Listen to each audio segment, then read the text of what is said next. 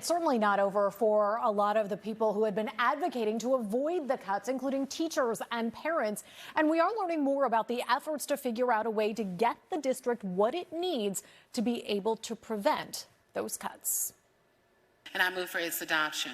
Days after City Council voted to send more money, the push to avoid school cuts is still underway in the Philadelphia School District. Did you think that this chapter was going to be over by now? I was hoping so. Carrera Wilson is with Lift Every Voice Philly, a group of parents with kids in Philadelphia public schools, now figuring out their next steps to keep fighting. We were there as they pressed their case in City Hall before the budget vote, delivering petitions to council members advocating for the money to avoid school cuts. To be honest, we just need everybody to stay at the school, because when you think about an average school day, the less people we have there, it's going to be more chaotic. Wilson also works in the district as a climate staff member, and while her position isn't being cut, others are. The district saying it would go forward with the cuts despite new money allocated because the money wasn't the recurring funding it needed. But that may not be the end of the story.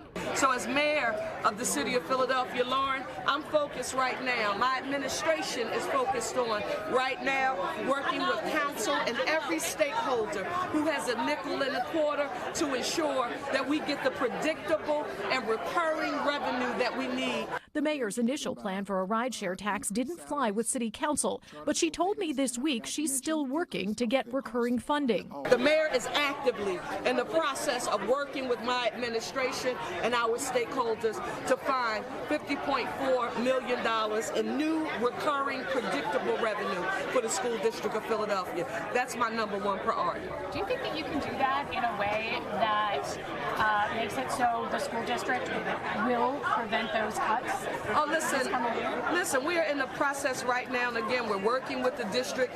We've said from the very beginning, the district has said from the very beginning that new, predictable, recurring revenue, it is what you need to solve a structural budget crisis. That's what we have now. Now, the timing here is uncertain, but we do know that City Council is scheduled to meet on Thursday for its second and final vote on the budget. We'll stay on top of this for new developments. I'm Mayk, NBC 10 News.